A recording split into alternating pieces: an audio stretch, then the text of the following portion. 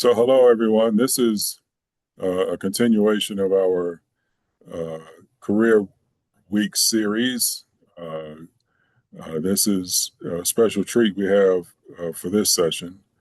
Um, as you all know, as all my students and Homeland Security majors, and those of you who are just taking Homeland Security as a course, this is Career Week, where we are placing particular emphasis on what you have to do to develop your career pathways beyond your undergraduate experience.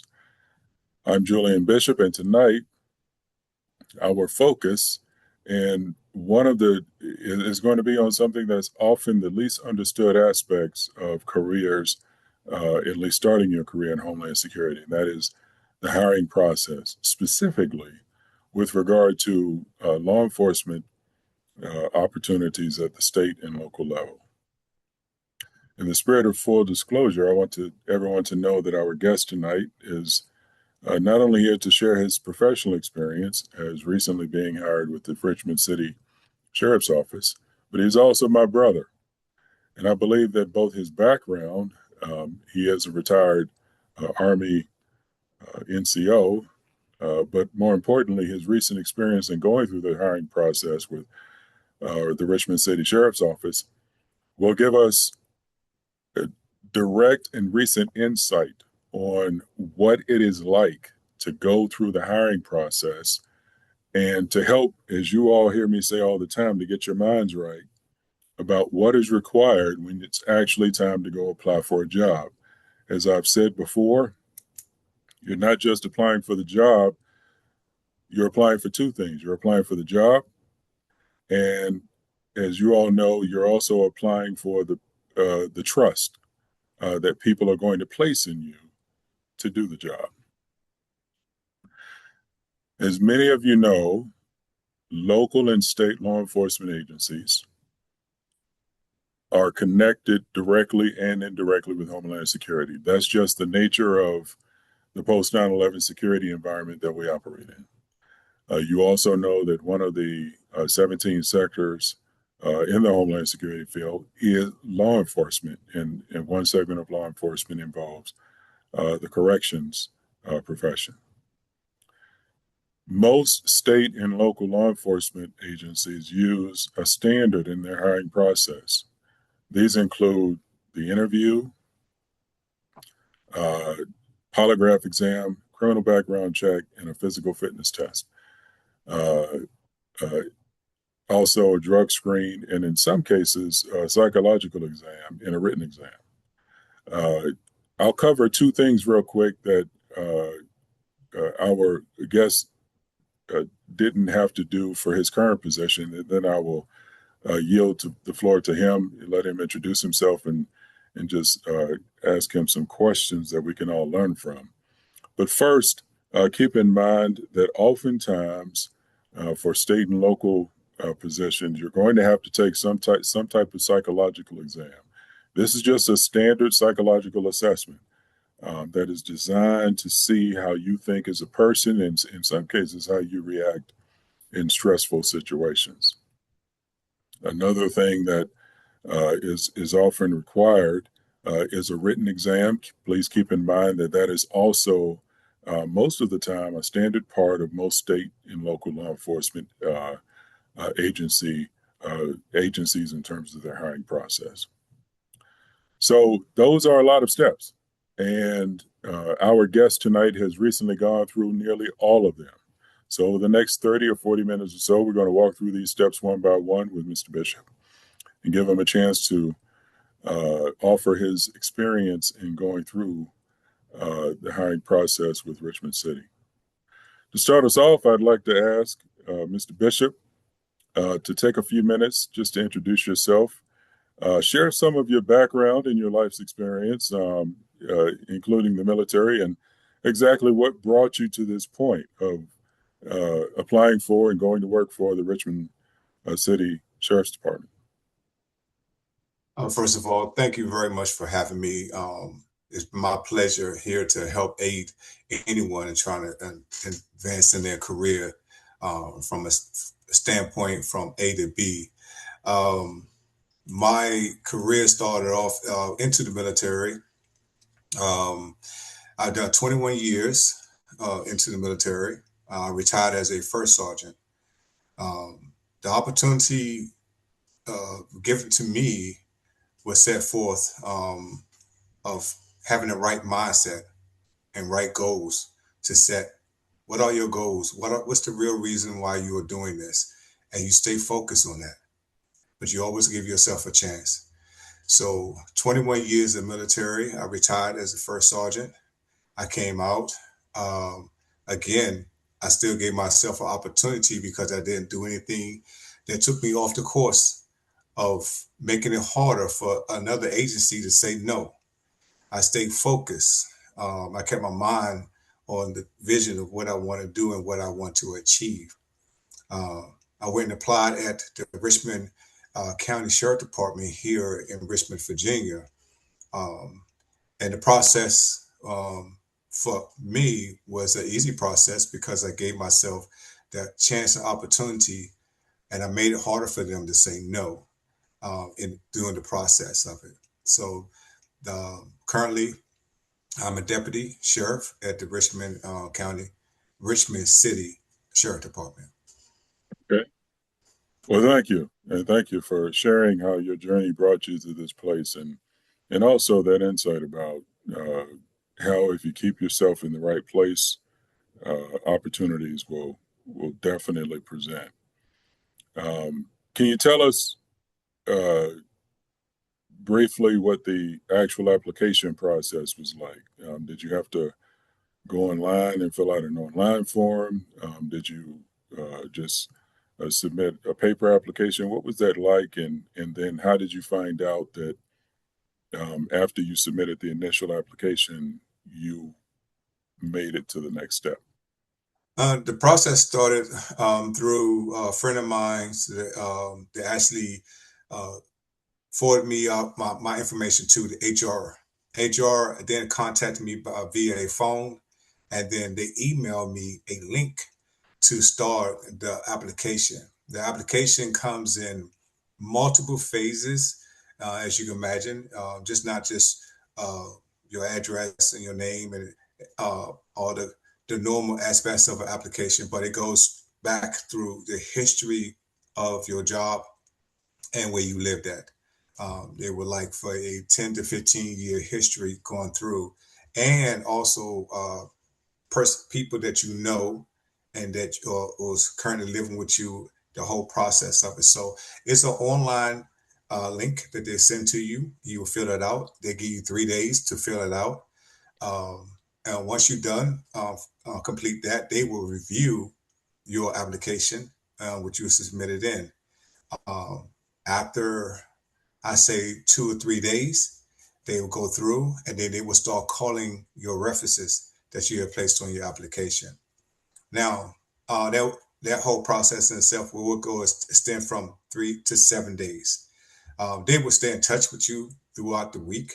They let you know, they say, hey, okay, so far so good. You're doing good. We get along with people, and the references that you placed on your application, they have to do their part as well. And they also has to be on the up and up because they're gonna scope them out as well. So your friends and families or just your friends, you have to make sure your friends are in the same mindset and same lifestyles that you are, if you what you're currently trying to do.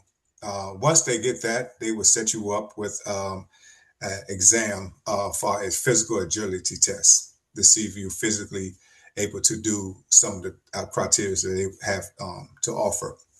Okay, Um, I'll ask you about the physical agility test in a second.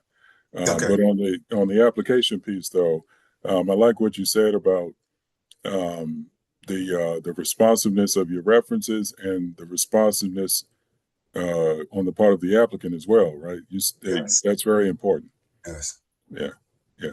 Now, on the physical agility test, which is actually you kind of brought me to one of the other questions. Um, what was that like?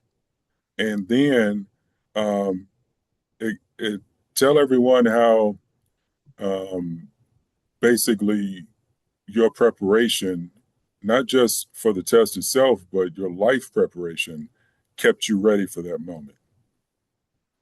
But the preparation was me staying fit mentally and physically.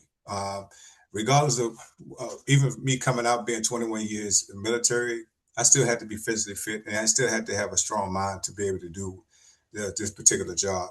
Mm-hmm. And you look at it as like, okay, it's easy, but at the same time, you have to be mentally strong and not cocky. You know, professionalism is always a must. Mm-hmm. Part of it was to go in details of it. What we have to do is everything has to be done within 9 minutes and 20 seconds. That's push-ups, 21 push-ups, um, jumping jacks, steps, climbs, and sit-ups. And you had to do 3 rotations of that. Each one of them was 21 each. And then you had to run back and forth for 60 yards back and forth uh, uh, to make it within that 9 minutes. So if you made it within that 9 minutes and 20 seconds, you was good to go. Okay. Okay. Well, thank you for sharing that. One quick question before I move on to the next one. Mhm. Did you do your physical agility tests with other people, or did you do it by yourself, like one at a time? I did it by myself.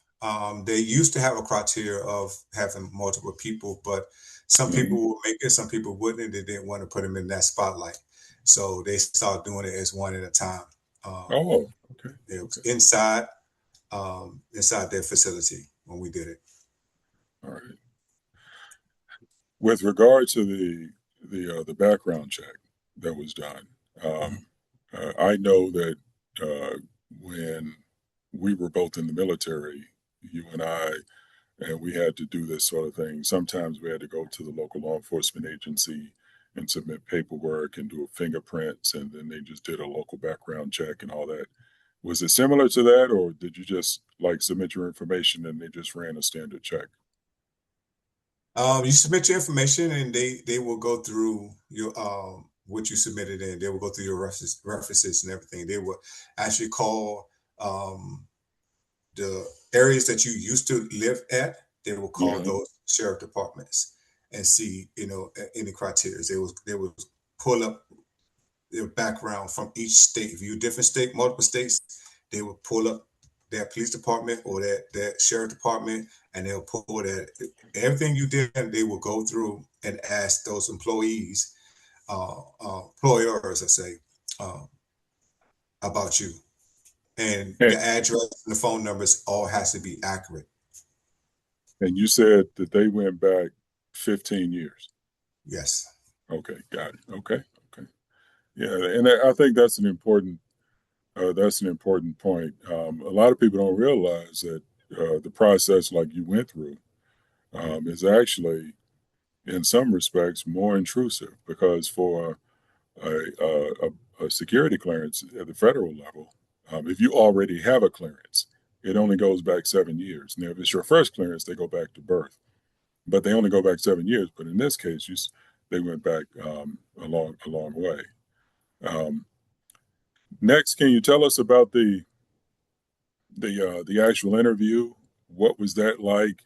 And and talk a little bit about the importance of personal presentation um, uh, in both demeanor and attire and just the person that you are, and how you feel like that made a difference. So before I go into that, let me go to the physical agility test. After you do the physical agility test and you pass, you immediately go to the next stage the same day.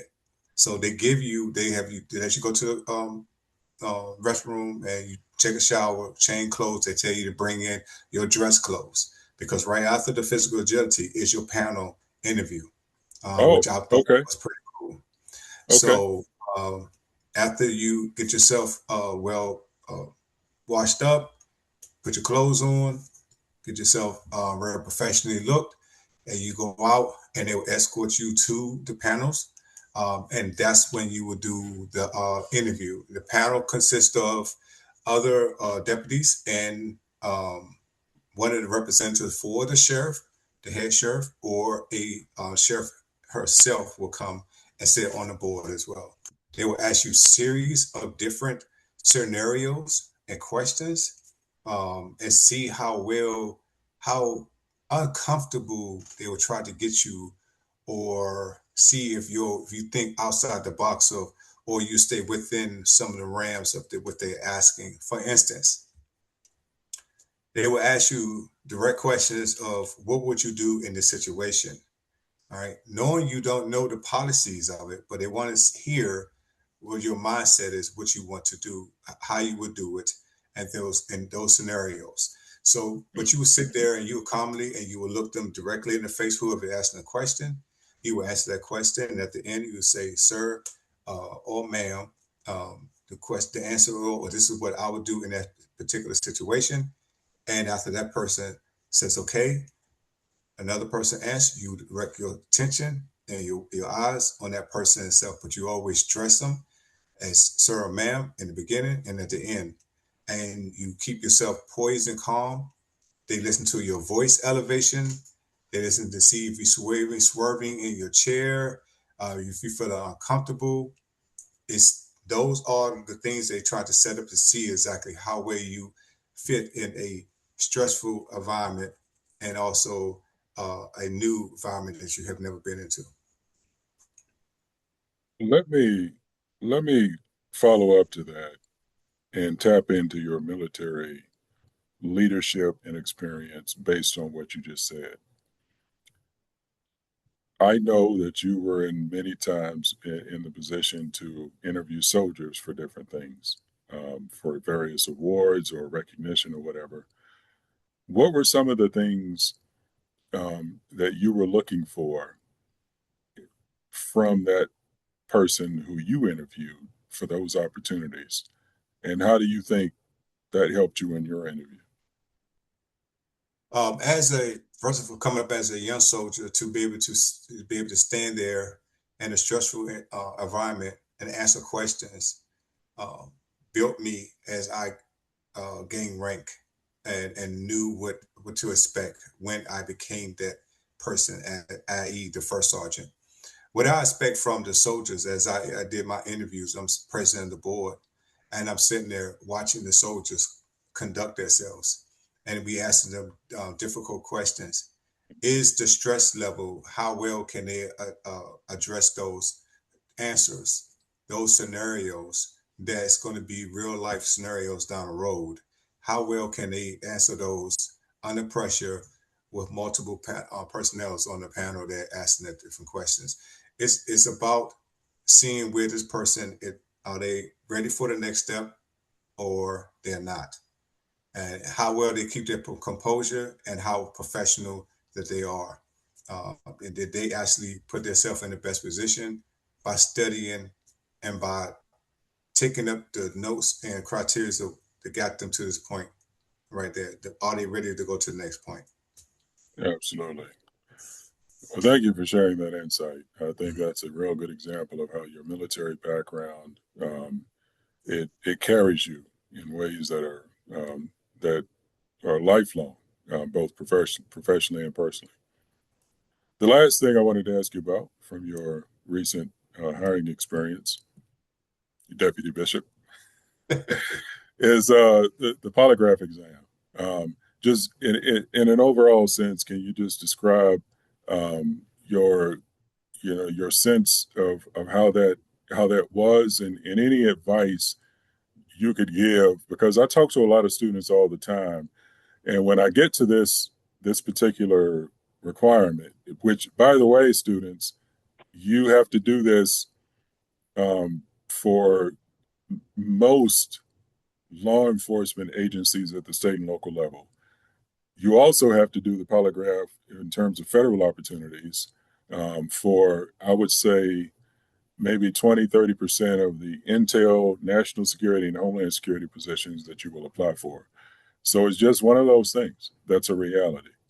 Um, but can you just share your experience, very recent experience with the polygraph exam, and then any advice you would give to a student who is about to graduate and apply for any type of opportunity, and they just been told that they have to take a polygraph exam and they've never done it before? What would be your advice? Let's start off with my personal experience of it.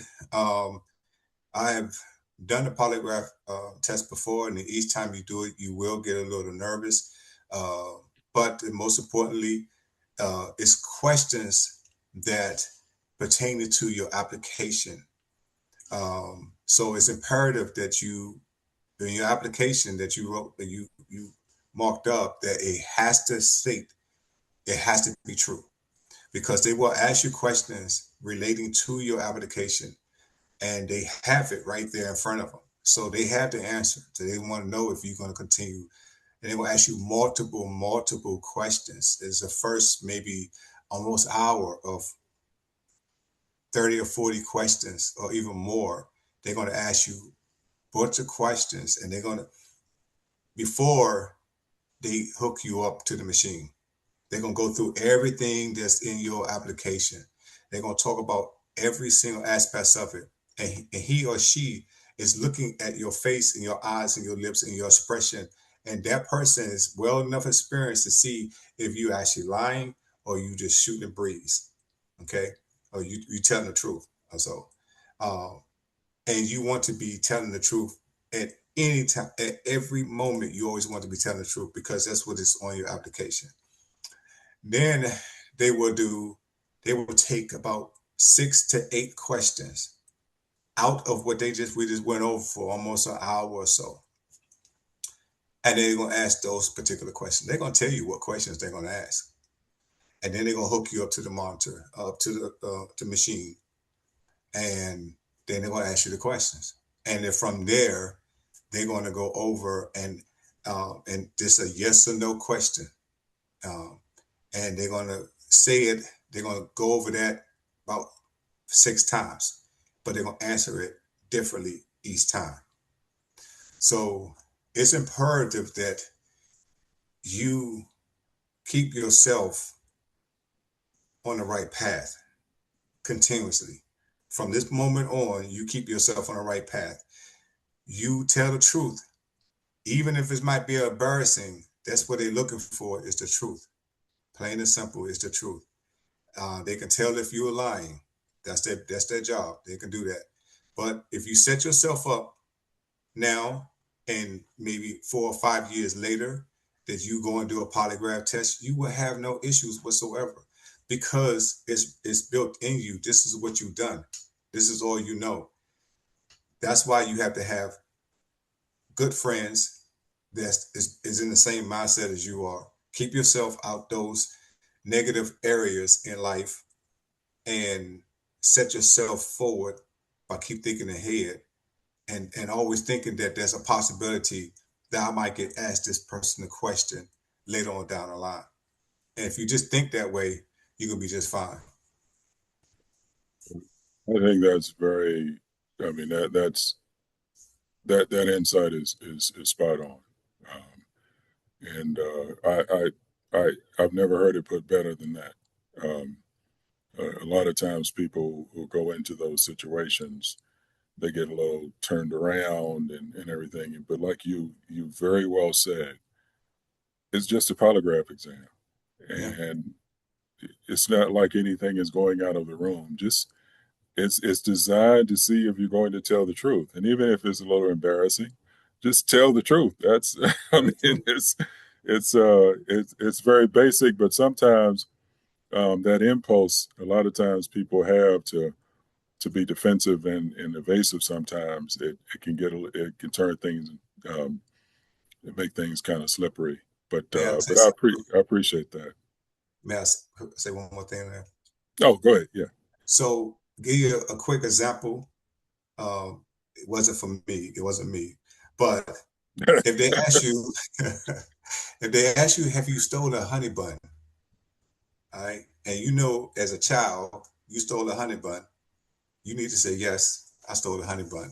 How old was you? About 6 years old. That is the truth. That's what you know. That's what you say. All right, now have you stole honey bun in the last couple of years? No, hopefully not. Okay, you can cancel Christmas if you did, Right, right, but those are the examples of some of the things that you have to stay on the truth path. Thank you. exactly, exactly. Yeah, that's well said. That's well said. Um, well, look, Deputy Bishop, I can't say enough how much I appreciate um, you, not just on a personal level, but professionally as well. I think the insight you just shared is something that our students can use. I'm often asked by my students to get people in who are doing what we aspire to do, to tell us exactly what the real deal is, and you just gave them that. So I can't say enough how much I appreciate that, and and if we have any follow up questions from students down the road, um, I, I hope it's okay if I shoot you those questions from students. If If anybody looks at this and they have any questions. they have any questions whatsoever, you always do that. Please let me know. I would tell them like this: is that one last thing is your students. I'll tell your students, hey, you have the answer. It's sitting right in front of you. You have the answers. You have a person who has knowledge. If you use what you see and which has been taught to you, you won't have any issues whatsoever. If you stray off course and go the wrong route, then you're gonna have bumpy roads. All right. Thank you for the opportunity. Absolutely. Well, students, that'll conclude this interview. Please keep in mind the things that we covered in this interview session for our career week. The information that was shared with regard to the expectations you can have when applying for a state and or local law enforcement and Homeland Security type position. The interviews, the exams, the written exams if you have it, the psych exams if you have it, definitely the polygraph exam, the criminal background check, the drug screening, and the physical fitness test. By the way, before I let you go, you and the drug screening is done for both federal, state, and local. And just like our guest just said, uh, if you keep yourself in the right place, those things aren't issues. When they send you to the lab to to to provide a sample, you don't have anything to worry about. So just keep those things in mind, and I think you all will do just fine when it comes to when you get into these endeavors at the state and local level. If you have any questions, please feel free to reach out to me. If you have any questions for our speaker, please feel free to reach out to me, and I'll definitely relay that. But if you have any questions for me specifically, uh, you can reach me via the office hours, virtual office hours, as noted in your course syllabi.